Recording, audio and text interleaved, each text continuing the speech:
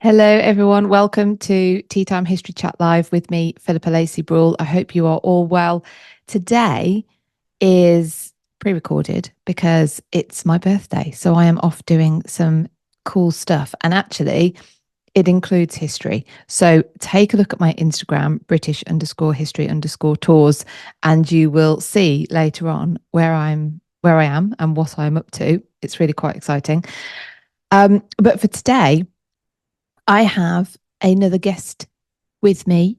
Her name is Amanda Glover, and she has done some research into Anne Boleyn's letter, this famous letter from the Tower that Anne Boleyn is supposedly have penned on the 6th of May, 1536. 6th of May is 13 days before Anne was executed within the walls of the Tower. She was executed on the 19th of May, and this letter was addressed to her husband, Henry VIII. And ever since its discovery or rediscovery, it has caused debate between historians as to its legitimacy.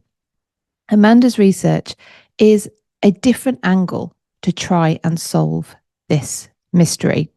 So we're going to be talking to her about that. So I apologise for not being here live. Of course, usually on a Wednesday, 3 p.m. UK time, you will find me here live. And once the summer madness is over and tour season finishes end of September, then you can pretty much bet I will be here every Wednesday, as long as nothing I don't know, as long as I'm not ill or something, I will be here every Wednesday. You can also join me Wednesday evenings, 8:15 UK time, for History After Dark with Dr. Kat and Catherine Ibbotson. This year is our History Heroes series. So each week we take a look at someone who is generally regarded as a hero from history, and we have a little closer look at their life and see how much of a hero they actually were. And then every four or so, we give them score. We score them. And at the end of the year, we will have a rank, a league table, if you like, of history heroes. We also have special guests. So we've had recently Julian Humphreys on talking about John Aubrey. That was a fantastically funny episode. If you haven't checked it out, please do find us. We're over on YouTube at History After Dark.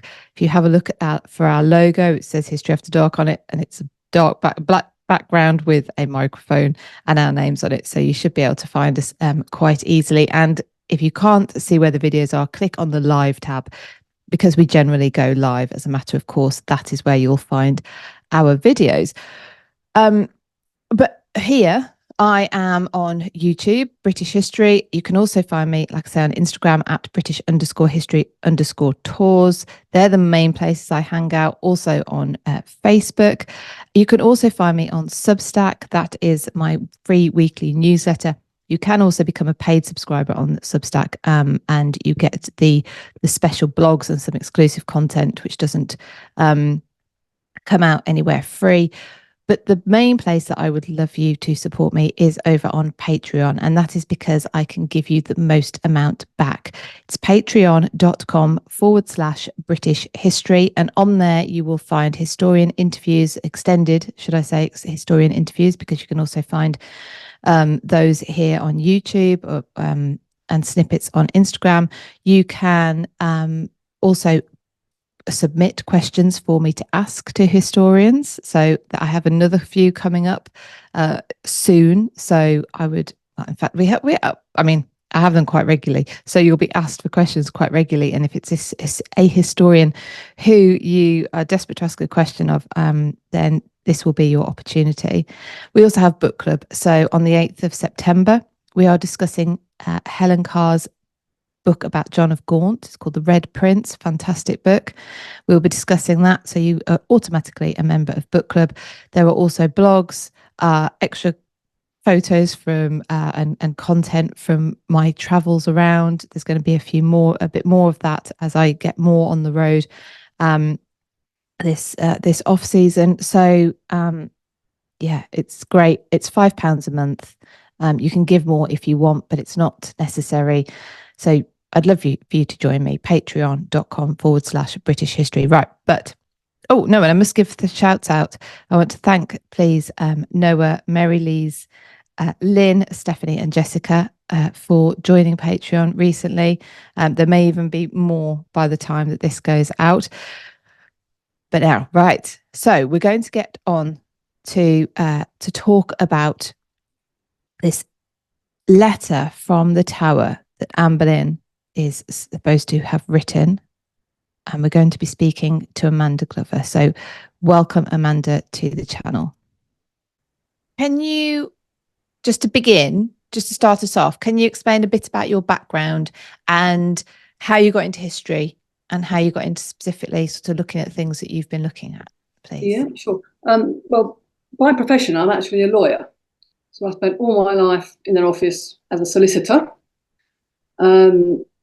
I don't know if that helps my history research. I think in some ways it does. I've had to be very thorough in that, and I'm used to doing research, but I've always just loved history. I don't know why. My immediate family were not particularly interested, but I've always loved it. From a child, they used to take me to museums and places and couldn't drag me away when I was looking at all the little minutiae, Roman artifacts and that sort of thing. So when I retired, I thought, wow, I've got some time now. I'll do some serious. I started just with reading history, and I thought, well, why not do some proper research? Mm. The Tudors have always particularly fascinated me, and I just came across the Anne Boleyn letter, which I had known about, the letter that she's supposed to have written from the Tower of London when she was in prison. And I read it and thought it was a very interesting letter. And then I picked up a book written about it by Sandra Fasoli. It's quite a short book, so I managed to read that in a very short time. I thought it was absolutely fascinating, so I started looking into it in more depth. Can we ever decide whether this is the real thing or not? Because there's so much that we don't know about the letter.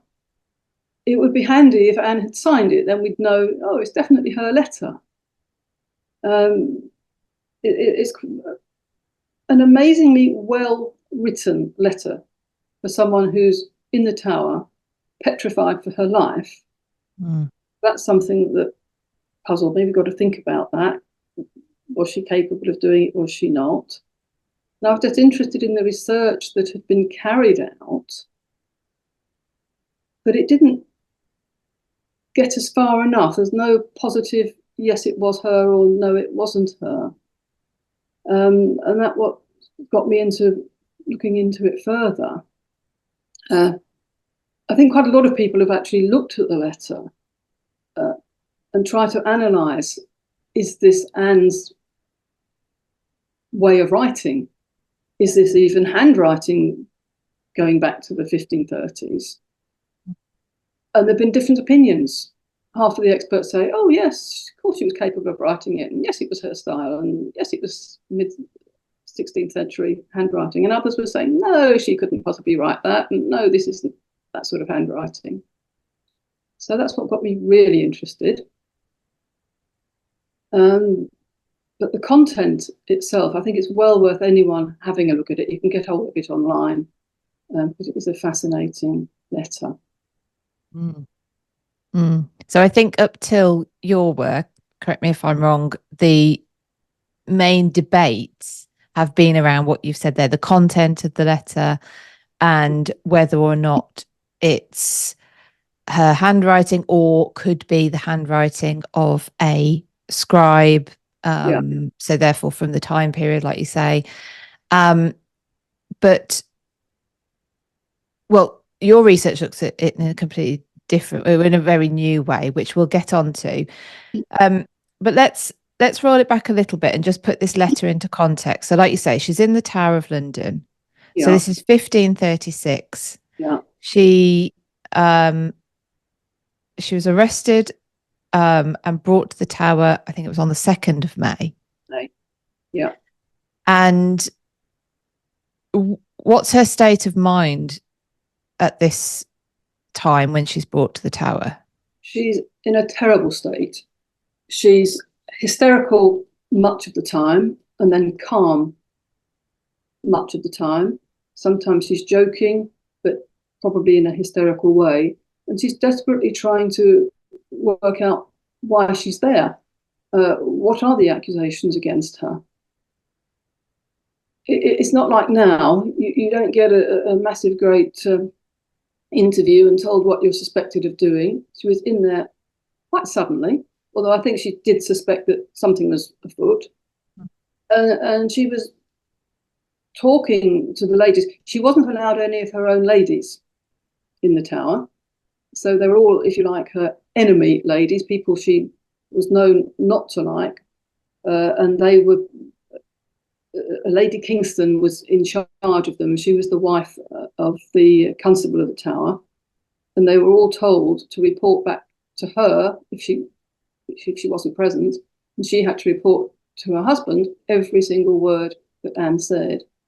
And it was clear from that she was in an absolutely terrible state, just going over in her mind, what on earth could make anyone think I've done anything wrong? Was it this conversation? Was it that conversation? But from time to time, she got very calm and then was off again on her hysteria and fear. But this letter is written in a very calm way, if you like, very thoughtful. I mean, I read the letter again in obviously in preparation for us talking today. And yes, you're right. It does come across very calm, and very insightful as to what's about to happen, which I imagine is one of the red flags to those who don't believe that this was penned by Anne. There are she refers to well, there's a few things that stood out to me, but her referring to she says, "Tell me, good king, but let me have a lawful trial," which of course insinuates she thinks she's not going to have a lawful trial, which is a way of interpreting what happens to her in hindsight. Let me have a lawful trial. Yes, she's saying, well, she probably knows that most people in those days, once they crossed the king, didn't have a rightfully lawful trial. But she was saying, I'm innocent. Try me. I know that I'm totally innocent, and I have no fear of that. But going back to the beginning of the letter, I think it's quite interesting because it says, "You have sent to me, willing me to confess the truth and receive your favour."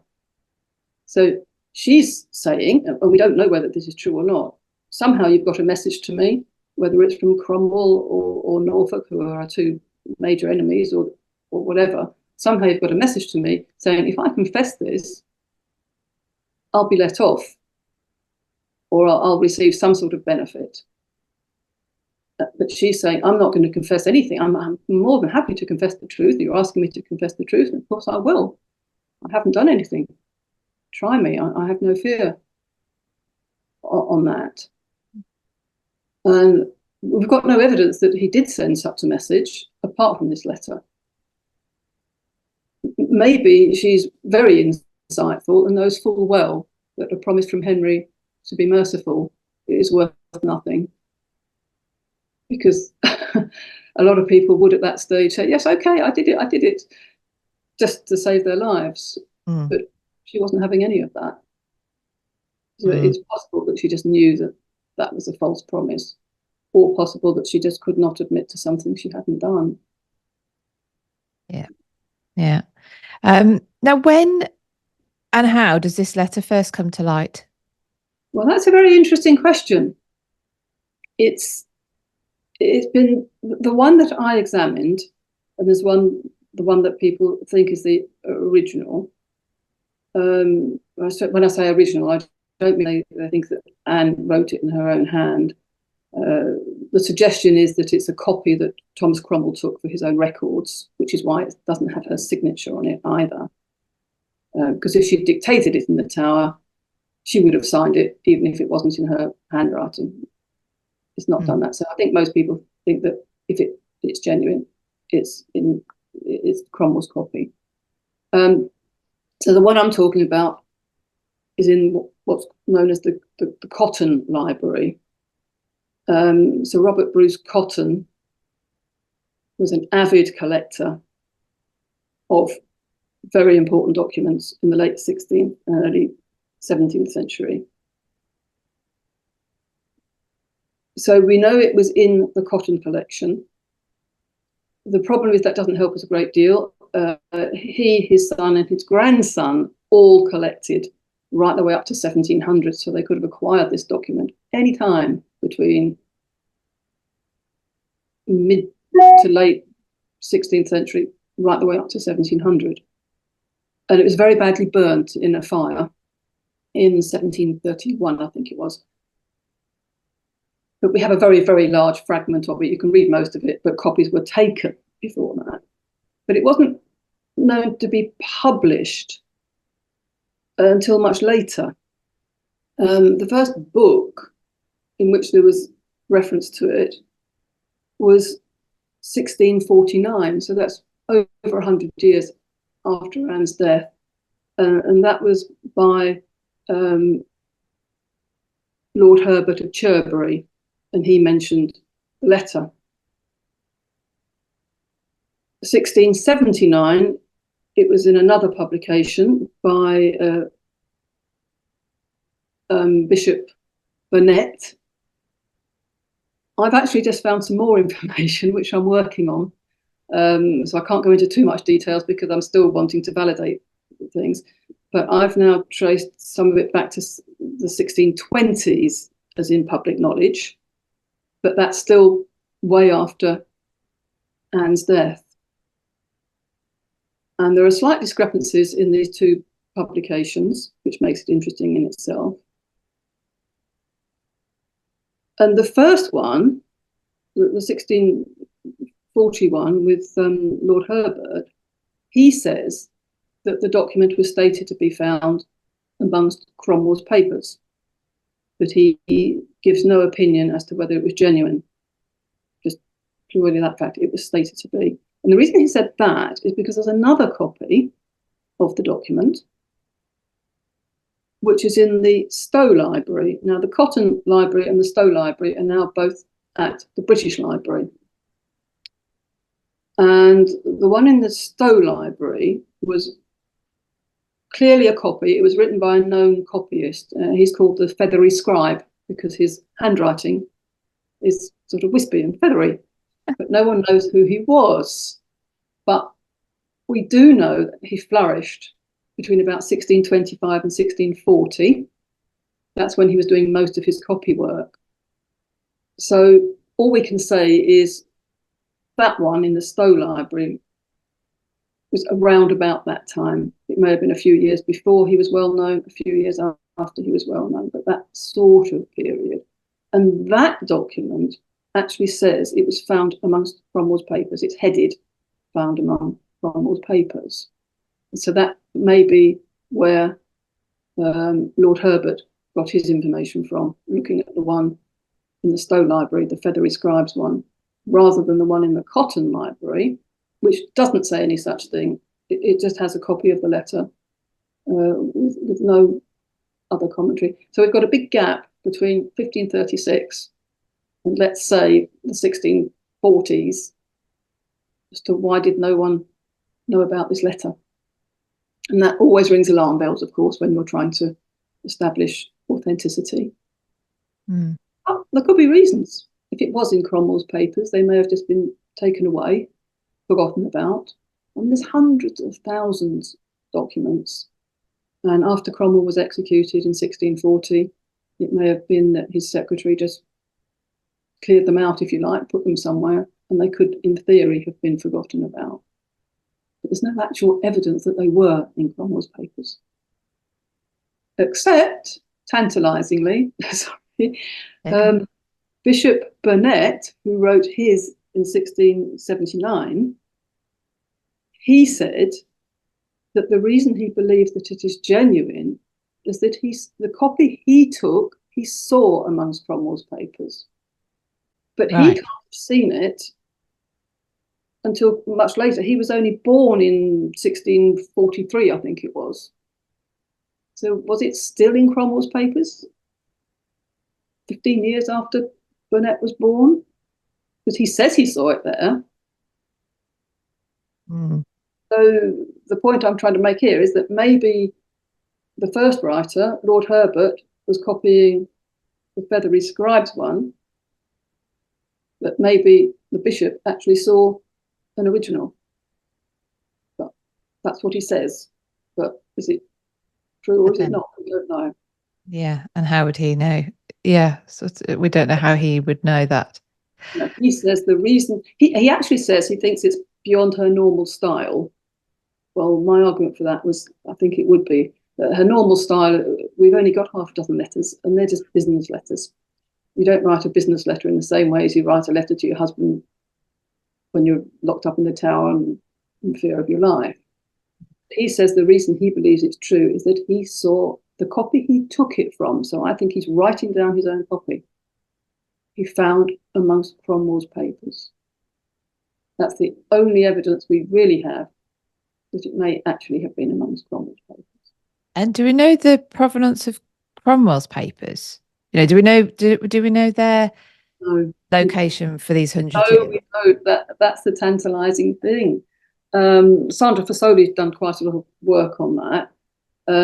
She thinks that possibly Cromwell's secretary, Ralph Sadler, I think his name is, would have been able to go through them, maybe take what he thought were dangerous papers, possibly dangerous to other people, or interesting papers, and maybe he's taken them away, and maybe they have then been found at a later date, but there's no evidence at all as to what happened to these particular papers, and we don't know what the other papers are. When Burnet says, I found them amongst Cromwell's other papers, he doesn't enlighten us. He doesn't say what other papers they were. So there's no verification there as to, yes, these were definitely, the other things were definitely Cromwell's papers. We just don't know. I don't know. And it may have been that he was very naive. If he was looking in the Cotton Library, the Cotton family made their library available to the public, any educated member of the public, and it was valued as a very important source, even during the Cotton's lifetimes. And they were taken pretty much on face value. Members of Parliament were looking at them for precedence and that sort of thing, so they did rely on it. He had a good name. And it may be because Cotton just collected and collected and collected, but he filed them probably in date order or subject matter. So maybe he was collecting bits and pieces from Cromwell and put this letter amongst them. And then Burnet could have come along and seen them amongst Cromwell's other papers. But to me, that's no evidence that they started in Cromwell's papers. Right. Because we know that Cotton collected from hundreds of different sources.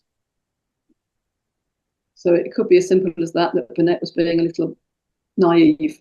But it could be that he really genuinely saw them amongst Cromwell's papers, and that's possibly where the letter genuinely was. We just don't know. It's interesting in itself that that's say it was in amongst Cromwell's papers, that's the focus, Anne's letter, as if there's nothing else that would have been of interest in Cromwell's papers that would have survived that 100 years as well. You'd have thought there'd be some other meaty stuff in there. Yeah, but the focus is on Anne. Yes. I think some of the papers, I don't think it suggested that all of his papers were there and discarded for this time. I think some of them would have been seized just on Cromwell's death and kept by the government officials. The suggestion is that maybe a Cromwell secretary took sensitive documents before Cromwell's execution, knowing that Cromwell had been arrested. But then, as you say, there'd be other juicy pieces of information which maybe haven't come to light, or maybe they've got separated out, and we do know a little bit about them now. But you think they'd be mentioned. Although the book from Burnet published in was on the Reformation, history of the Reformation. So he was only concentrating on things that were relevant. Right. But yes, I mean, who knows? Mm. Oh, okay. So, what's different then about the research you've done? Right. Well, I thought let's try and be a bit more, I don't know, maybe scientific about it. Everything else is so objective. We all have our own I love this. opinion. I think this is your law background coming in here. It may be, and my science background. I actually have a Okay. science degree. I started off as a scientist, so that might be both of them. Yeah. What can we do? So I thought, let's look at the paper that it was written on. Is it written on paper? There was a suggestion it was on parchment. Parchment is an animal skin, so you're not going to get quite so much information from it. But I thought it's likely to be paper in this period of the 16th century. If you're locked up in the Tower of London, you're going to be given paper, if anything, rather than parchment. And if Cromwell's having a copy taken, it's likely to be on paper. So that's the first thing I checked, that it was on paper. Oh, that's great. Then I thought about carbon dating. I was cast down very quickly on that. At first, the experts at Oxford University told me carbon dating is not going to be accurate enough in this period to help us. It might be a date plus or minus 40 or 50 years. Well, that's not going to help. No. Because my thoughts, if we can date the paper to 1536 or thereabouts, it's much more likely to be genuine. If it's 100 years later, it's less likely. And also the British Library said, don't even think about doing any intrusive investigation. You can't have a fragment of this piece of paper. Forget about it. I'd actually thought, well, maybe they would let us have a fragment because it was badly damaged anyway, so another little tiny bit wouldn't make it. But no, that's not what they thought. So I ruled out any intrusive types of chemical investigation or whatever. So I started looking at how paper was made in those days, which in itself is very interesting, and in particular watermarks. And I discovered that watermarks didn't last very long. It's not like now, where one manufacturer might keep its watermark for 20, 30, 50 years. Everything then was done by hand, and watermarks wore out. The way paper was made, there was a large wooden frame, and in that frame were in one direction a whole load of wires very close together, very fine wires. And then in the other direction, so these fine wires are fine like a sieve. In the other direction, there were wires further apart, a bit more robust to give it strength.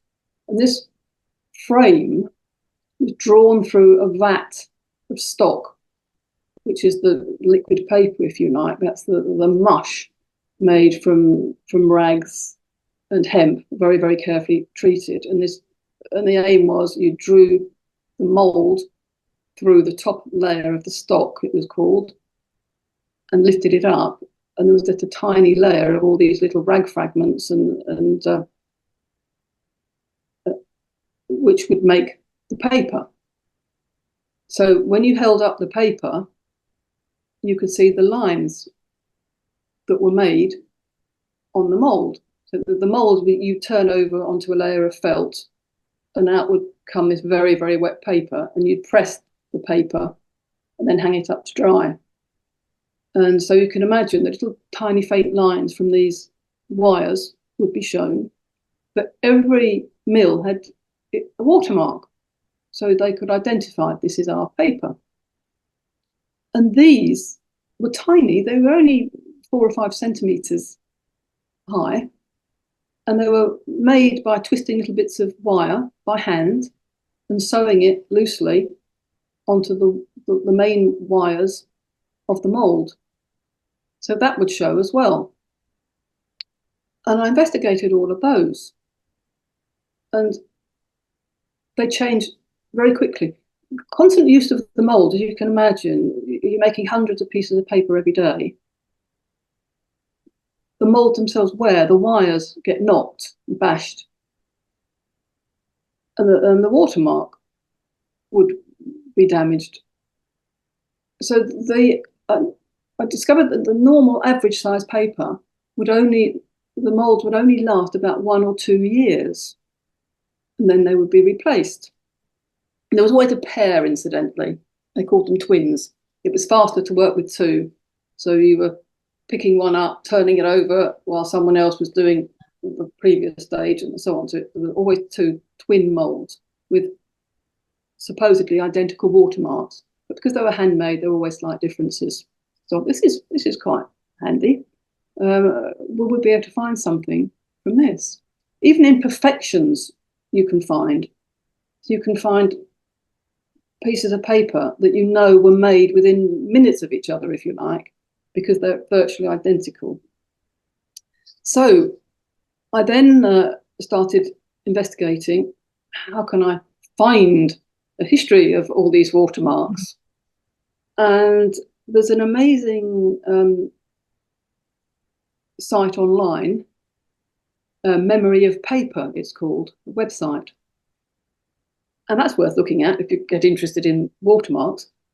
And they've got an archive, or they've united together about 40 different archives, which between them have got 254,000 examples of watermarks throughout the ages.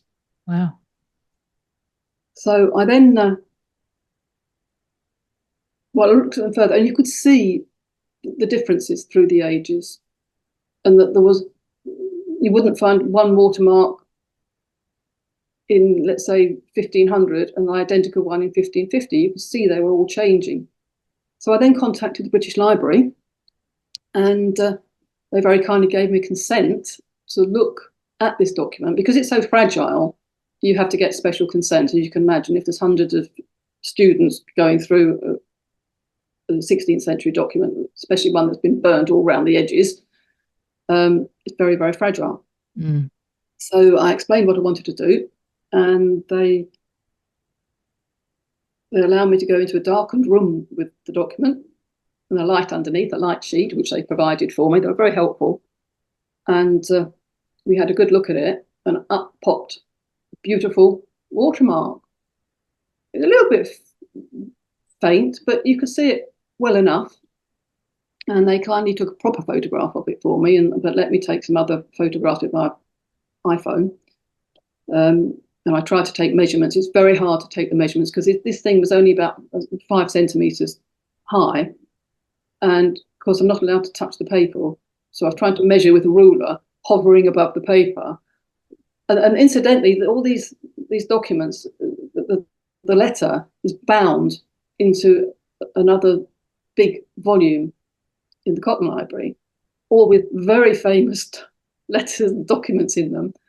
So I can't lean on it or do anything because I would damage the documents underneath it. So my measurements weren't perfect, but I took what I thought would be enough.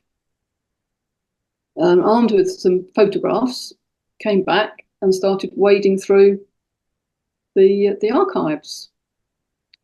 And very fortunately, I found 2 watermarks which were virtually identical to the letter from the Tower. And it was quite a distinctive mark. It was a pot with quite fancy handles. And on top of the pot was a pile of grapes in a pyramid shape. There were 3 great big grapes. I'm calling them grapes, that's what they look like. There were 3 large ones on the bottom row, then 5 smaller ones, and then a little pile going up to a pyramid. And as I said, I found these 2 virtually identical watermarks, and they had measurements on them. And the measurements were slightly different. They looked very, very similar, but one was a little bit fatter, one was a little bit taller, a little bit thinner, that sort of thing. But they looked almost identical. And so at this stage, I thought I need some expert help. Are these the same watermarks? They're slightly different in size. So I contacted a chap called Peter Bauer. And he's now an expert on handmade paper, a forensic expert, but he used to make handmade paper, so he has proper experience of doing it. And he looked at the marks for me and said, Yeah, they can easily be from the exact same mould. Different conditions in the making of the paper can affect the size of the watermark. From his research, it was up to 0.63 millimeters, I think he'd found. From the very same mould, not even its twin, it could be that different in size. He said that when he used to make paper, his would turn out slightly different in size from his partner's. So the two of them making paper on the same day within minutes of each other. And because the way he shook the paper to get the liquid off and turned it on to the felt could make it difference in size from his partner's. Okay. I think his were bigger in the vertical and his partner's bigger in the horizontal, that sort of thing. But just from the way the person did it. But he said the atmospheric conditions would make a big difference. They used to hang these pieces of paper up in rooms to dry. If, for example, the batch of paper was near a window with the breeze coming in, they would dry faster. That would affect the size of the watermark. The paper would shrink in a different way. If it was at the other end of the room, it might take longer and it would shrink in a different way. If there were several piles of paper together, so sometimes there might just be a single sheet hanging up to dry, a bit like washing. If you have 2 or 3 things together, they take longer to dry. He said all these things would affect it. So he concluded that they were from the same mould. To be on the safe side, I thought, well, let's say from the same mould or its twin, so its brother mould, because that could allow for the very slight differences as well. Other things slightly affect the wear. So if it's a beautiful, fresh, clean mould, the watermark is going to look pristine. If it's been in use for 18 months, it's going to look a bit different. And that's what I found on these watermarks. The one from the tower, the description I've given is the pile of grapes, they're a bit squashed at the top. And one of the watermarks I found on the website was a nice, neat pile of grapes. But one of the others looked a bit iffy at the top as well. So then I looked into more detail of these watermarks. They're both on the Gravel database, which is a bit of a coincidence. The 2 watermarks I found on the same database. And even more coincidental, they were in the same collection at the Folger Shakespeare Library. So these 2 documents were both at the Folger Shakespeare Library in Washington, DC. And even more coincidence, or probably not coincidence, they were in the same collection. I think not coincidence. I think they were the same batch of paper or near enough. That's where this family, Walter Bagot was his name. And I suspect Walter Bagot bought his paper from the same merchant, and the merchant bought it from the same mill, and therefore it had the same watermark on it. And of course, I looked at the date, and the dates were not 1536. One of these was 1606, and the other was 1609. So 70 years after Anne's demise. So this is when, and this is the dates of whatever document was written on the paper. So the paper could still have been bought in the same batch, say in 1606, one piece used then and one piece used. It could have been, later. Yeah. It wouldn't have lasted very long. People didn't tend to store paper a lot, I suppose because they had damp houses and so on, and it wasn't a good idea. And paper was hugely expensive. They probably wouldn't want a large batch. But yes, I think it was possibly from the same batch, or possibly bought from the same, well, definitely bought from the same mill, obviously, but possibly the 1609 one was made when the mould was a little bit older. Mm-hmm. That was the one that had a few little bashes on them. And possibly the 1606 one was when the mould was newer, and possibly from twin moulds, but very much the same date. And that to me means that the letter from the Tower was also very much the same date. I think possibly if we just say the first decade in the 17th century, I think that's accurate enough for our purposes. But I would say probably 1608, 1609, 10, 1610 type, because the watermark looked more similar to the 1609 letter than it did to the 1606, only because of the damage. And the foot was very slightly different. The foot on Anne's letter, I've described it more like a sausage shape of the foot of the pot, and the foot on one of these watermarks is more like a coat hanger, a neat modern coat hanger. But the other one, the 1609 watermark, is very difficult to see because there's writing over it. But I looked at it for hours and hours now, and I think it's similar to the sausage-shaped foot. So it could have been a twin mould with slightly different feet. It could have been a damage that wasn't repaired, or it could be a damage that was repaired but casually, so it wasn't identical. But if you picture the coat hanger, just a little pull in the middle would make it into a sausage shape, or vice versa. So I think it started off as a coat hanger, had the little pull, and nobody bothered to repair it because you didn't need to. If the whole mould was damaged, you'd have to repair it. But if the watermark was only slightly damaged, no one would bother to repair it. You could still see it was this mill, this mark. So yeah, I think it's round about that date. Right. So, but again, no idea who, why. No. So initially, I thought it's a forgery. Someone's written it early part of the 17th century, but I really don't know. It could easily be a legitimate copy of the real thing. Robert Cotton or his family could have paid a scribe to take a copy of an original. Maybe someone had the original, wasn't prepared to sell it to the Cotton family.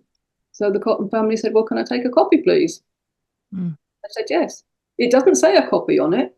The Feathery Scribes one says this is a copy.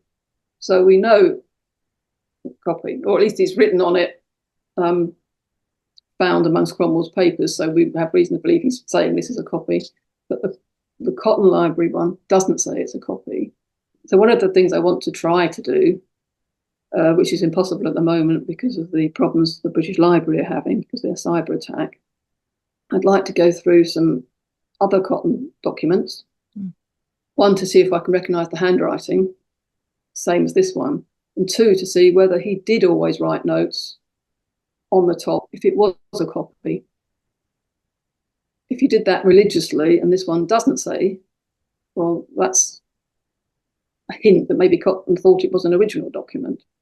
But I did discuss it with a curator, and the curator at the time, without having done much research, obviously, said that he didn't think that Cotton did always write, that it was a copy. This wasn't a curator at the British Library, it was another curator at another collection, but that was his opinion. So I don't know. But the main thing for me is, the question is, if it's a forgery, why? Why would someone forge a document in the early 17th century? What gain is he going to get? Great if you're going to find, I could forge a letter and say, look, I've just found this letter from Queen Elizabeth and I want fame and fortune, please. But there's no indication that someone did that in the first part of the 17th century. No, if this had been Victorian, if you'd have found the paper to be Victorian, you'd be like, when there was this interest, stirring and money to be made.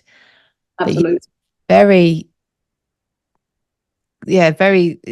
that's not happening, as you say, in the beginning of the 17th century. And Cotton had the document, Um, but he didn't have it. If we believe Bishop Burnet, who was writing or was publishing in 1679, if we believe him that he found it amongst Cromwell's papers, then Cotton didn't pay the forger, because the forger was in, let's say, 1610 for round figures, and Burnet wasn't even born in 1610. Do you see what I'm saying? So it wasn't amongst it. If Burnet is saying I found it among Cromwell's papers, Cotton can't have paid a forger for the document, because Cotton wouldn't have got hold of it until decades after it was forged. If Burnet is right that it was in Cromwell's papers.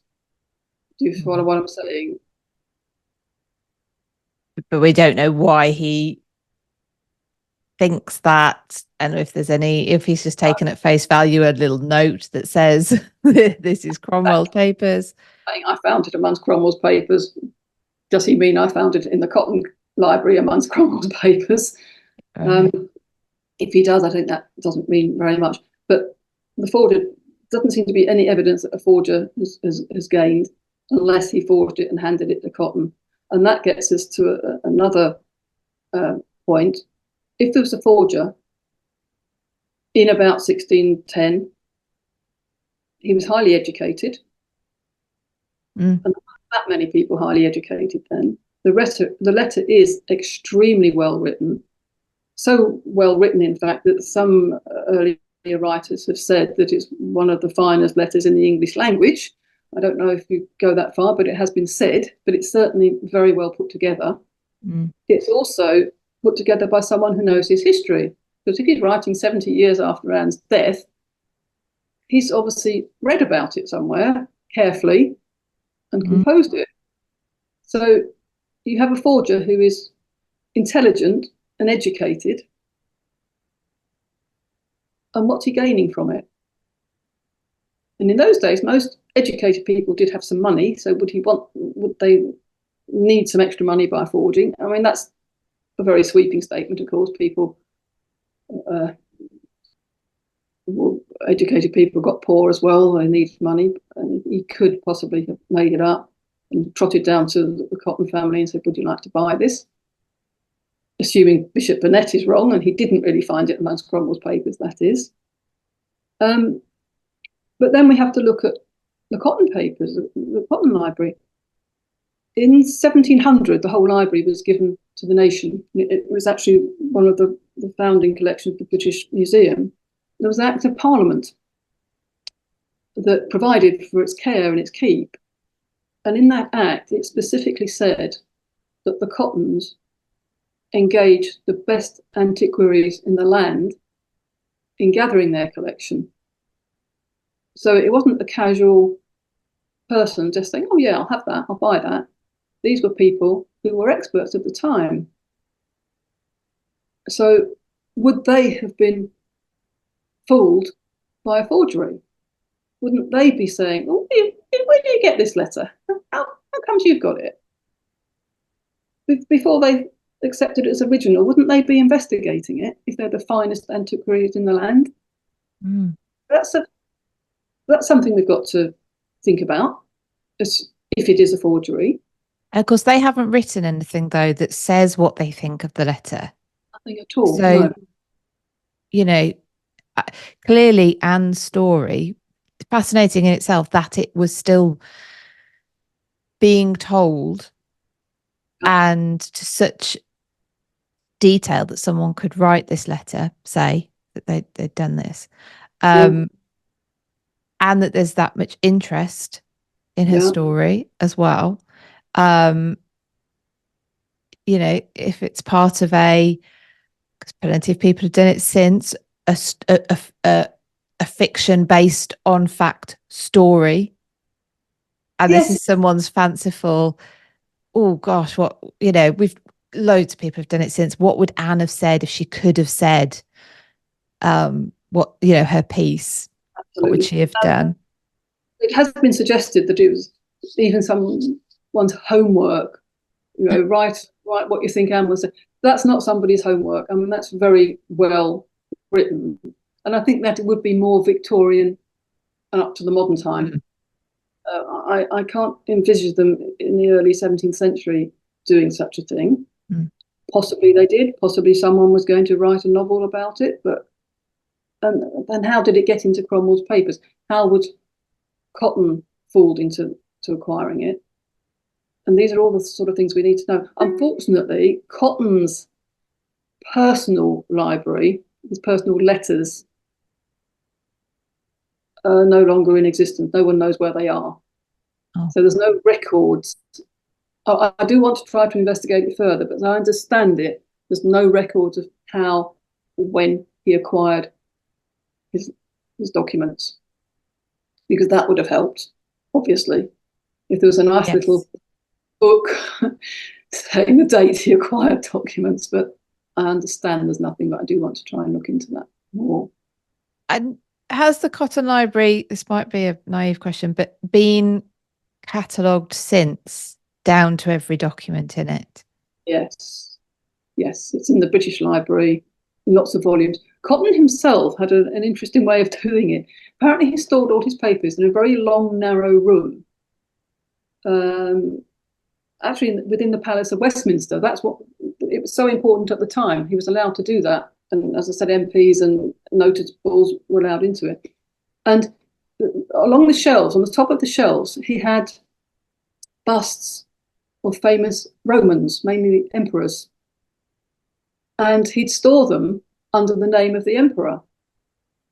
So the letter from the Tower is under Otto, Emperor Otto, because on the shelf above where it was kept was Otto.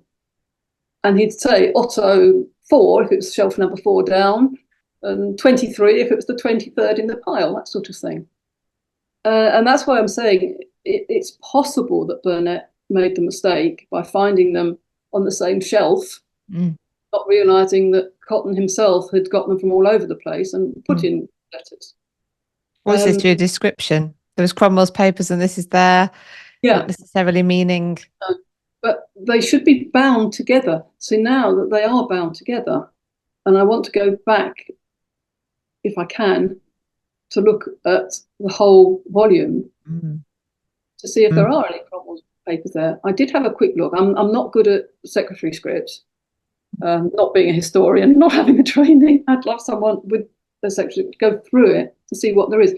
But when the British Library is back up and running properly, it's unfortunate that it's the early modern manuscript department that is the last to come back online. When it does, I want to try to go through the list to see what else is in this volume, or what else is in Otto, to see if Burnet has made that simple mistake. But try and give some context. Yeah, the library still stores it under Otto. Wonderful. Yeah. It sounds like he's sort of testing himself to, his knowledge of his Roman emperors as well, presumably in the order they came. And I will presume so. I don't know. That's funny. So that it's absolutely fascinating. I think it's brilliant that you've thought of another way of looking at it. And I mean, it still leaves us with this massive mystery, which, makes history all the more intriguing anyway. So why not? But other ones that we should be looking for watermarks on. Well, yes. Yes, indeed. I mean, it would be fascinating, wouldn't it, to see as well what else, like you found these other 2 documents. What were the other 2 documents, by the way, you've got the family letters, right. one from Walter Baggett's son, and one to a kinsman by marriage. Right. But yes, when I started doing this, I thought, someone must have looked at the watermark, surely. But I couldn't find any reference to it, because it seems to me an obvious thing to do. But there might be other letters that we're not sure about. Maybe it's worth having a look at those. That's what's wonderful about people coming at things with fresh eyes, because once you've once you're very familiar with a particular topic or something, it is more difficult just by virtue of being familiar to think of a completely new angle to look at it. So, yeah. And I think Yeah, I've also, don't assume anything. Don't absolutely. assume it must have been done before. Right. Yeah. Or if it hasn't, do it. I So love it.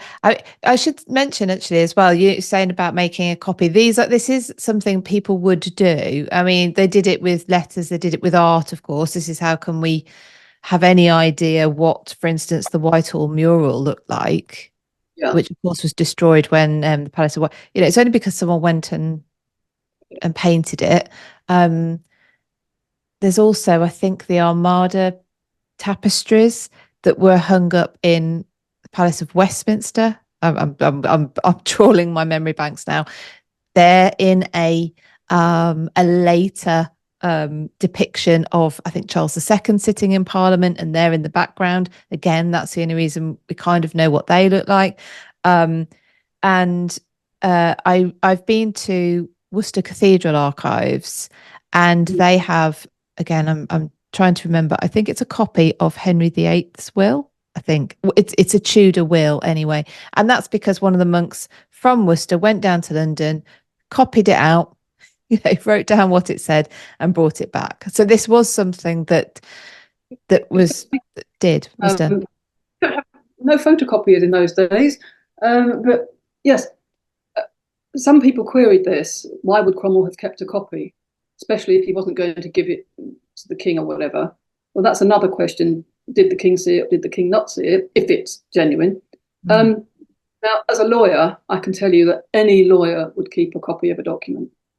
You never let documents go out of your office without keeping copies. You never know when it's going to be handy. And if Even there's if it's something, anything that Cromwell was, it was an incredible administrator.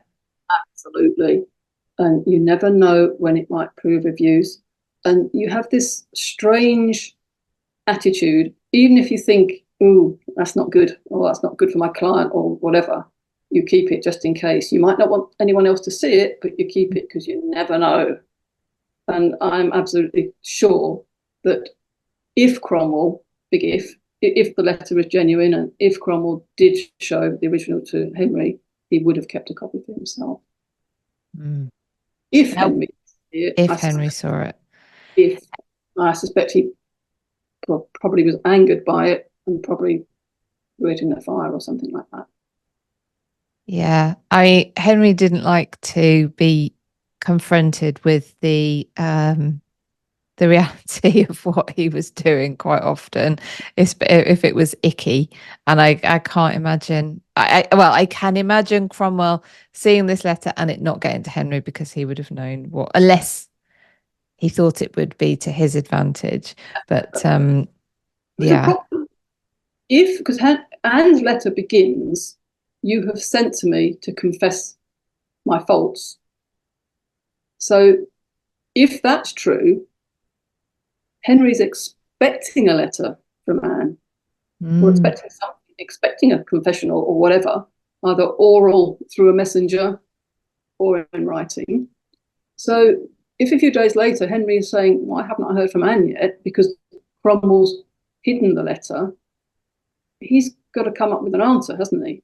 So mm. he may, because people are saying there is no way would Cromwell have handed that letter to Henry, because Henry might have had second thoughts and thought, "Oh, yes, I can't do this. Yes, I did used to love her," and all this sort of thing. But if Henry ever discovered that the letter existed and Cromwell hadn't handed it over, he would have been in dire trouble. He'd have to have had an excuse as to why the letter wasn't forthcoming. Why has the Queen not written to me? Because you think that the Queen would take up that opportunity. And as I said, it's a big if. Mm. Um, and I wonder if it did happen that way, that Cromwell did think, "Oh, this is just going to get him annoyed. I will say to Henry, well, of course we've got all the evidence that she committed adultery. She's saying she's innocent." Well, you know full well she's not innocent. But if he's there in front of Henry, Cromwell could convince him of anything, I'm sure, because he wanted to believe that she was guilty so he could get rid of her and marry Jane. Mm. Yes, you have to remember the time that there's an overlap with Jane Seymour and Anne Boleyn, which well, quite clearly he had kind of moved on already in his affections. And Anne in this letter mentions her not by name, but mentions the fact that she knows he's already dallying with someone who she says, you know who I'm talking about, but she doesn't name her. I think that Henry could well have seen the letter, and I think confident. Cromwell was a supremely confident person. I think he would be confident that he could convince Henry that this is just showing what an evil woman Anne is, because she's lying to you. She's saying you're going to go to hell, because that's what the letter says. Yeah, she put something about something about infamous slander, and I desire of God that he will pardon your great sin herein, and likewise my enemies, your instruments thereof, the instruments thereof, and that he will not call you to straight account for your unprincely and cruel usage of me at his general judgment seat. And she goes on, and that to me, because the first sort of few paragraphs are, the normal sort of deference to the king, and I'm from a low estate. Of course she wasn't. That's a kind of misnomer that she was a commoner. Was a relatively low estate, from daughter of a knight to queen, and I think that the Butler family connection, like the wealthiest Irish family, but yeah, but then sort of towards the end, like that whole, God will pardon. I desire that God pardon you of your great sin and your unprincely and cruel usage of me. Sort of, there's no deference to Henry in those lines, certainly. That would anger him if he had seen the letter. But that's another point about possibly is a forgery, because this is saying you've sent to me to admit my fault, when there's evidence in William Kingston's letter, that's her jailer, if you like, one of his letters reporting what was going on was that Anne had asked to write to the king, and he at that stage had refused, said, tell me what your message is and I will pass it on.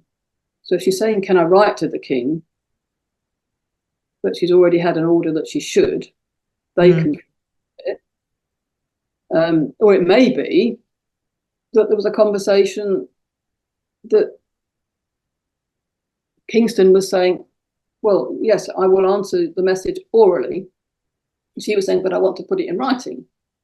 We just don't know. But that makes it possibly more likely to be a forgery, and that the historian didn't know about Kingston's letter.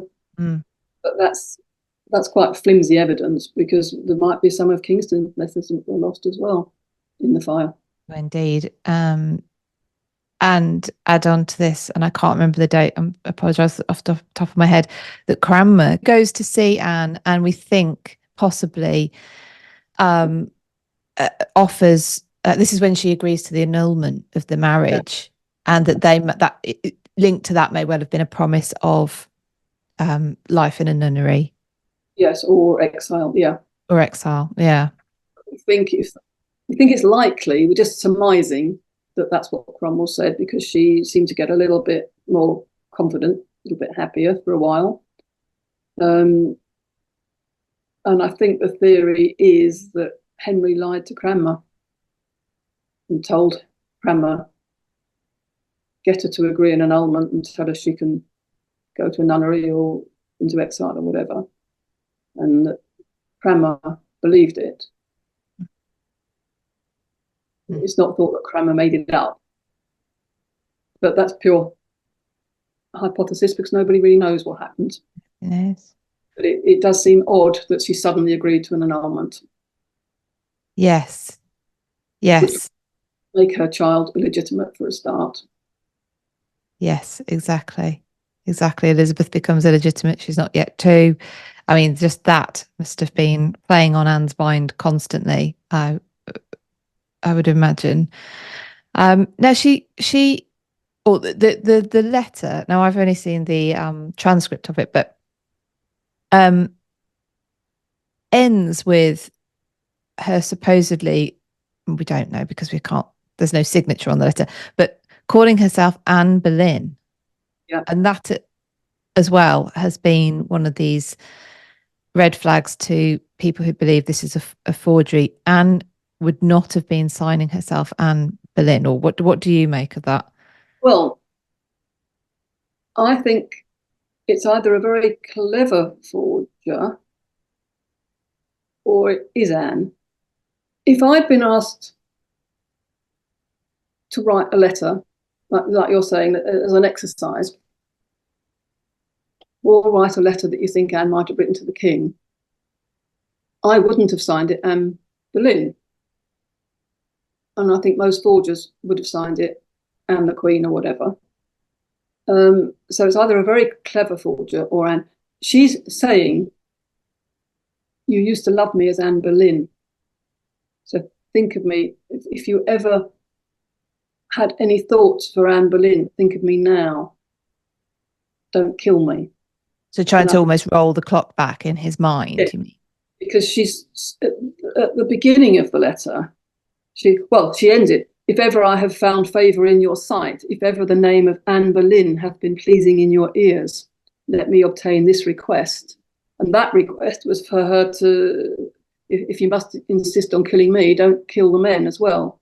Mm. At the time, the 6th of May, she knew that some other men had been arrested, but she didn't know who. And so they haven't been named. So I don't think that's a problem in it being Anne. As I said, I think most forgers wouldn't have signed it Anne Boleyn. I don't know, because I think it's quite a clever tack to take, if you like. That she's saying, you can just call me Anne Boleyn again. You can divorce me, call me Anne Boleyn again, start from scratch, but don't let your current whim or the slanders you've had from my enemies let you do this terrible thing. Mm.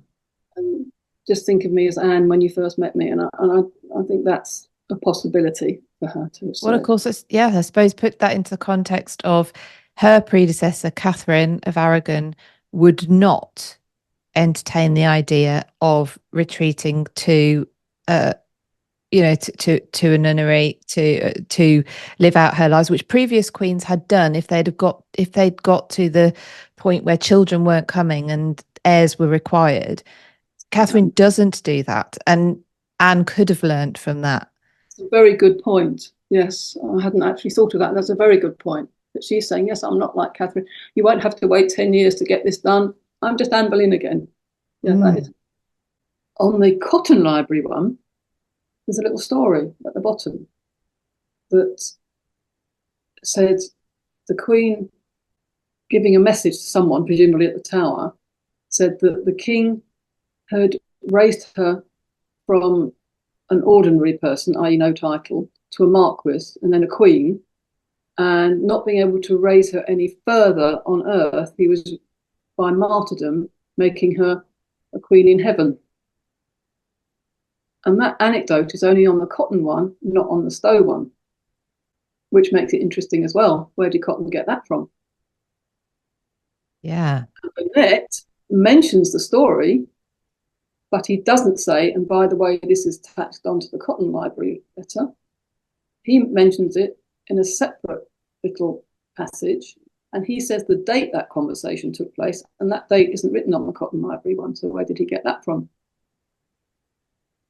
Also, there's other documents missing that. So that means that maybe he did see an original.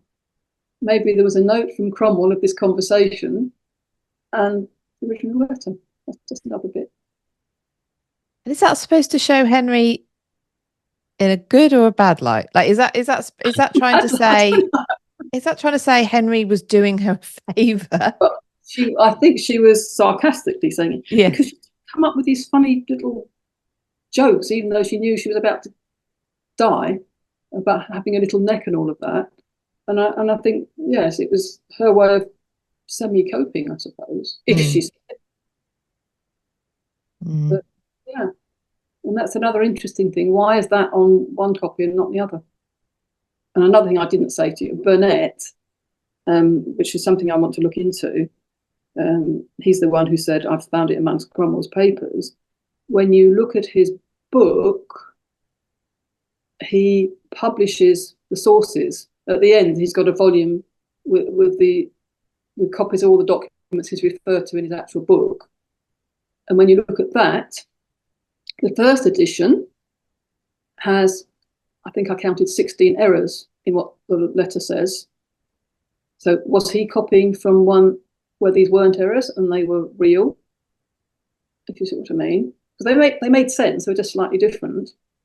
And the second revised one in the 1800s, he was long gone, they corrected these to make it match the one in the Cotton Library. Mm. These little errors were now identical to the words in the Cotton Library, if you see what I mean. Mm. So again, that possibly been an original. But on both occasions, and this is what really throws me, when he's published the letter, it says it's in the Cotton Library. He doesn't say, I've published this from the copy I took. He says it's in the Cotton Library. So did he take it and give it to Cotton and say, here you go, you can now have it? Or was he only getting his from the Cotton Library? He didn't really find it amongst Cromwell's papers. Oh, wow. It's very twisty-turny, this tale, isn't it? Fascinating. Oh, well, it's such a fascinating. I mean, Anne is a fascinating topic. I do tours on Anne Boleyn every year, sometimes two. You know, she is. Well, her story is fascinating, and this is just one element that shows how much is still to find out, and open to discussion, which makes it all the more interesting. So thank goodness for people like you coming at it from a fresh stance as well and adding to the discussion. I think it's fantastic. Absolutely brilliant. Before I let you go, I've got a couple of questions that I ask all my guests, if I may. Now, the first one is, so you're concentrating on the Tudors, but do you have another period of history which fascinates you? That I don't know, maybe you just read for pleasure, that you don't have to feel like you need to go and do any research on. You just it's changed throughout my life. I started off being fascinated by the Romans when I was literally 6 or 7. But at the moment, I love all aspects of history, and I'm branching out a little bit more into what was going on in Europe at the same time, because I think that's important. We tend to be very blinkered, at least we do in this country. But yeah, I'm going backwards now. So Wars of the Roses, I'm interested in. I think the likes of Nathan Armin and Matt Lewis. He got me interested in that, and of course Philippa Langley's discovery of Richard III. And then going back further, and Edward IV, and right the way back to Edward III. And I think that's a case of Edward having too many children. Yes, indeed. Yeah. And the Tudors are the case of having not enough. Yeah. So yes, I'm reading that for pleasure. Well, I'm actually seeing Nathan.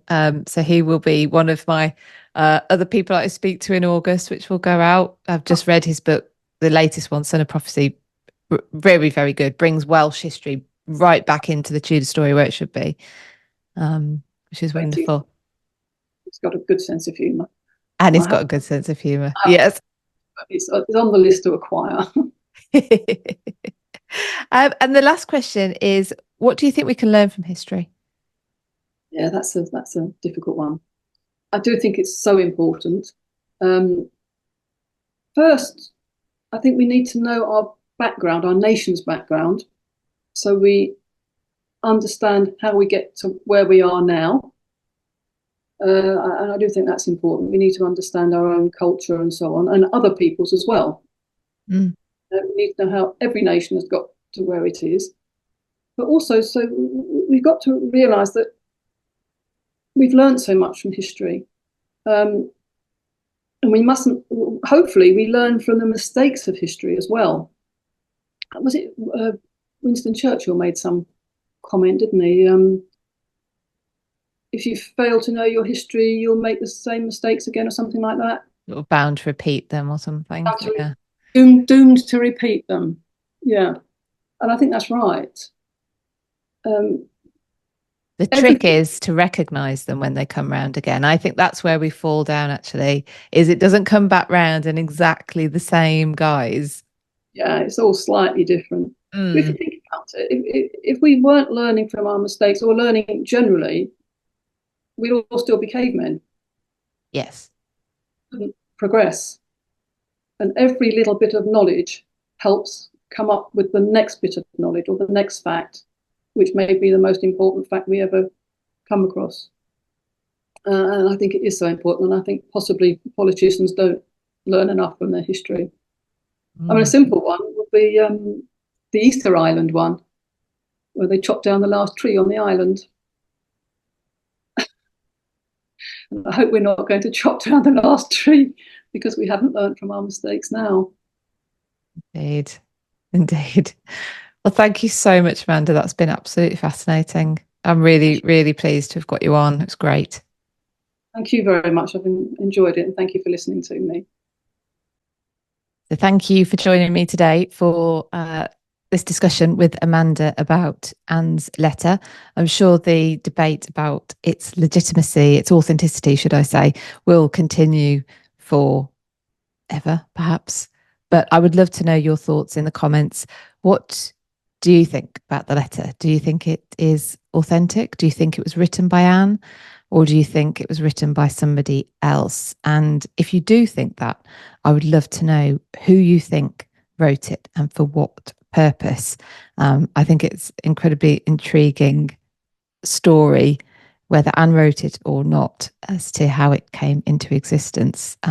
And really fun to debate. So let me know your thoughts. Please do like this video, share it with somebody who you think might be interested, and subscribe to the channel. And if you would like to get notifications about when I go live, apparently you may or may not, but let's give it a go. Go to the bell icon and click and select all, and you should get notifications when a new video goes live. Thank you for joining us. I hope you have a fabulous rest of your week. I will see you very soon. I will be back live again soon. Take care, everybody, and have a great day.